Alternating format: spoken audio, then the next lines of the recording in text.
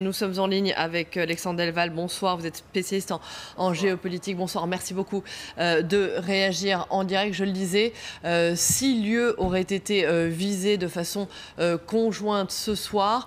Est-ce que Vienne n'a pas l'habitude d'être la cible du terrorisme? Quelle est votre réaction après cette attaque qualifiée de terroriste par les autorités viennoises ce soir, autrichiennes ce soir? Ma réaction, c'était plutôt un entretien que j'ai eu en 2014 avec le rédacteur du plan de sécurité nationale du ministère compétent à Vienne, et il me disait, nous aurons des problèmes, mais on va le faire quand même. C'était l'époque où, juste avant les populistes, les démocrates chrétiens avaient enclenché dès 2013 une réforme de l'islam autrichien, avec une exclusion de tous les mouvements islamistes radicaux qui sont la matrice idéologique des djihadistes, ne l'oublions jamais, frères musulmans, salafistes, et aussi islamisme néo-ottoman, califaliste turc, le Miligürüş, le Süleymanji, toutes les organisations en fait qui avaient une conception califale anti-occidentale de l'islam ont été bannies, mais pas comme on le fait chez nous, uniquement en arrêtant les terroristes qui ne sont que la face émergée de l'iceberg. L'Autriche a voulu traiter le fond du problème, c'est-à-dire l'idéologie qui nourrit, parce qu'il y a un continuum idéologique entre l'idéologie de l'islamisme coupeur de langue, ceux qui crient à l'islamophobie et qui sont fréristes, salafistes, mais soi-disant non violents, et les djihadistes. Et il m'avait dit, un moment, on sera sur la sellette, parce que jusqu'à maintenant, on était plutôt des bonnes poires. En Autriche, on payait les imams, y compris les plus intégristes, les plus totalitaires, avec l'argent des impôts des Autrichiens, puisque c'est un État concordataire. Et depuis qu'on a coupé tout ça, il y aura des conséquences. Erdogan, d'ailleurs, avait fait toute une propagande dont on n'a pas parlé en France, sur l'Autriche islamophobe qui avait interdit les imams, persécuté les musulmans. Et encore une fois, je pense que la rhétorique paranoïsante, j'appelle ça la stratégie, la paranoïsation d'Erdogan, et qui veut toujours mettre de l'huile sur le feu, parce qu'en fait, il est frustré. C'est comme quand Macron veut faire la lutte contre le séparatisme islamiste, eh bien, ça va couper l'herbe sous le pied d'Erdogan, qui voudrait maîtriser les communautés turques et musulmanes à l'extérieur pour avoir une sorte de levier de puissance, de projection de puissance. Ça, c'était une première chose. Et deuxième chose, eh bien, il faut savoir que les centrales islamistes n'ont pas du tout été réduites. Hein. Elles ont perdu des territoires en Syrie, Irak, notamment Daesh, mais Al-Qaïda est en pleine effervescence, et même Daesh dans de nombreux pays. Il ne faut pas rester eurocentré, il n'y a pas que l'Autriche ou la France. Le djihadisme tue énormément en Afrique noire, beaucoup plus qu'en France et en Autriche, ça relativise rien. Mais je pense qu'il faut garder la vision globale, c'est pas nous parce que c'est l'Occident uniquement, c'est un virus qui est en train de ronger de l'intérieur, de manger ses enfants à l'intérieur même du monde musulman. Et forcément, les pays d'Europe qui sont frappés par le terrorisme, c'est pas la Hongrie ou la Pologne. C'est les pays où il y a une forte communauté musulmane qui elle-même, comme le monde musulman, est tiraillée entre ceux qui ont une vision paisible de la foi et les islamistes qui ne supportent pas de voir des mécréants sous des lois, des musulmans sous des lois de mécréants. Donc ce problème est global, il faut le traiter de manière globale. Et en fait, quand on parle des caricatures en France ou de ce qui s'est passé en Autriche ou alors l'intervention des Anglais aux côtés des Américains en Irak, ça c'est les prétextes. Mais la vraie raison pour laquelle les islamistes frappent, ils l'ont écrit dans leur texte, c'est qu'ils ne supportent pas que des musulmans obéissent à des lois de mécréants. Et c'est encore plus le cas chez nous que dans des pays. Déjà, ils ne supportent pas que les musulmans obéissent à autre chose que la charia dans des pays musulmans. Alors imaginez quand c'est des mécréants LGBT et pro-caricature, ou chrétiens, ou pas chrétiens, mais mécréants, qui les commandent. C'est le véritable fond de la fanatisation. Et tout cela est le fruit de 50 ans de pétrodollar qui a salafisé les esprits. Quand on nous dit à chaque attentat le salafisme n'a rien à voir avec l'islam, c'est faux. Les lieux saints de l'islam en Arabie Saoudite sont tenus par ceux qui ont mis 80 milliards sur la table pour répandre le salafisme jusqu'au Mali. Monsieur Dicko au Mali, qui a voulu faire renverser le gouvernement et qui est le futur Khomeini du Mali, il a été formé par les Saoudiens et il est très proche du djihadisme. Il dit qu'il est la solution contre eux, mais entre lui et les djihadistes, il y a une très très petite différence. Et là, je pense qu'il faut remettre dans ce contexte global de fanatisation du monde musulman qui défigure le monde musulman, dont les musulmans sont les premières victimes, et bien entendu également les mécréants. Mais en nombre, ce fascisme religieux frappe partout. Merci. Laisse quand même quelques traces et peu de doute finalement sur ce qui sera probablement l'issue de le cela. mode opératoire est... Voilà. Mais ce qui est intéressant, et Alexandre Delval a complètement raison, je disais en préliminaire que l'Occident était visé au premier chef, évidemment, et je reviendrai avec ça tout à l'heure, mais il a raison aussi d'insister sur le fait que l'Afrique est ravagée par l'islamisme aujourd'hui. Dans des pays, c'est vrai de Alger à Bamako, c'est vrai de Dakar qui se protège énormément, jusqu'à l'Afrique centrale, puisque Boko Haram tue mais tous les jours. Et c'est vrai. D'où l'importance de la présence française. Et c'est vrai aussi. En Afrique. Et c'est pour ça, c'est aussi des intérêts souvent occidentaux qui sont visés en Afrique.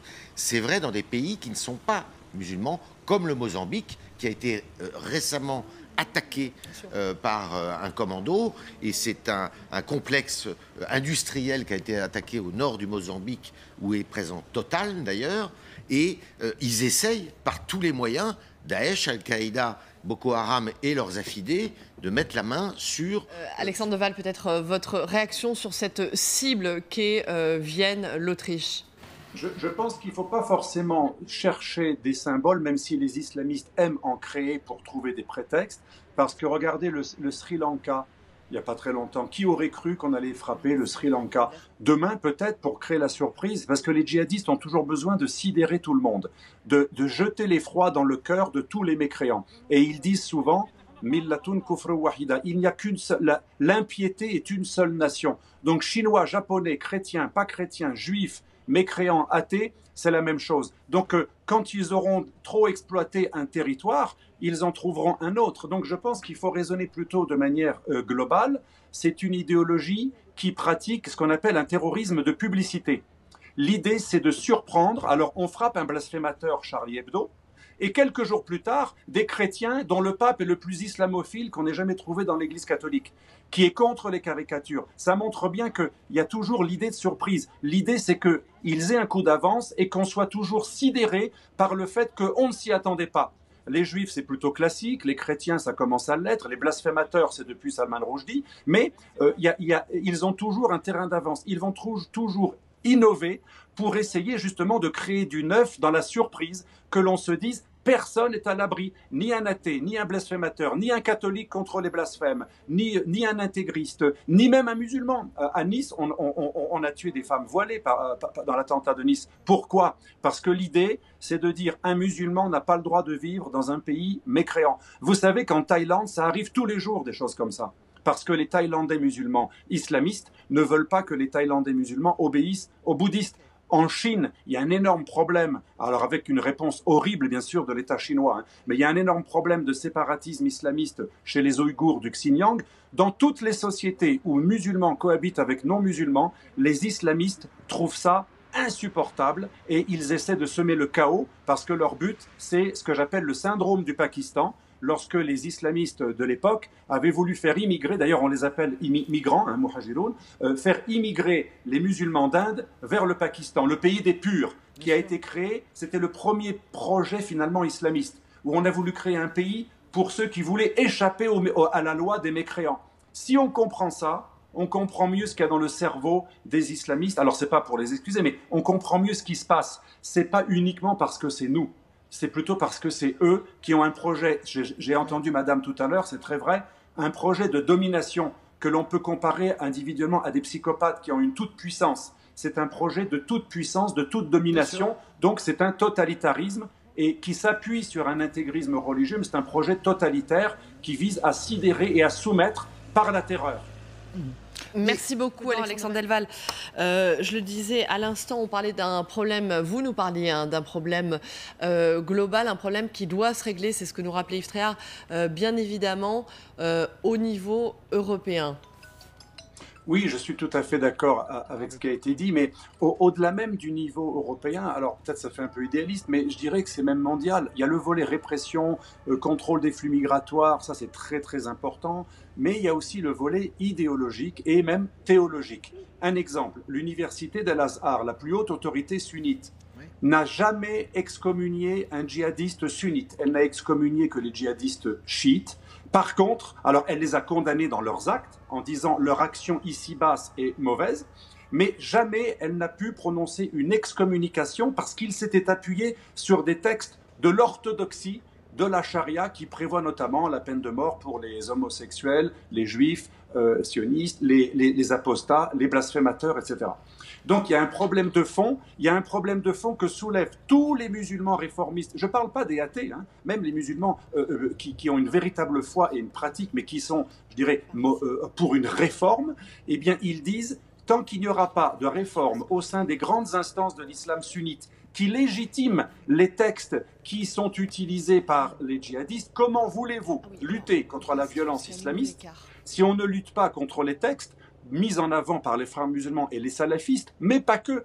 El-Azhar a condamné tous les réformistes et tous les musulmans démocrates réformistes qui voulaient une vision privatisée de la religion. Je peux citer des exemples. Abdel Razek, qui était le plus grand théologien d'El-Azhar, a été excommunié lui-même.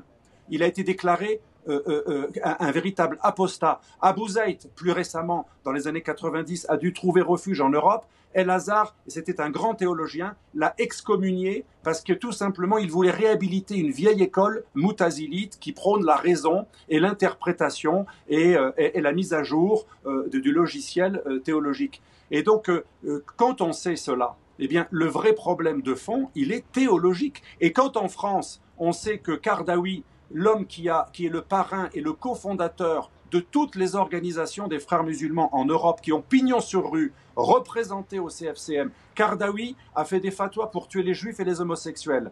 Il a fait aussi un livre que l'on peut acheter à la FNAC, qu'aucun ministre n'a interdit depuis Pasqua, qui est en vente libre aujourd'hui, et qui incite les musulmans à tuer pour 3 raisons. L'apostat, l'adultère et le blasphémateur. Donc si on lit le texte de la référence juridique suprême des frères musulmans qui ont pignon sur rue en Europe, il y a déjà la légitimation du meurtre des gens de Charlie Hebdo.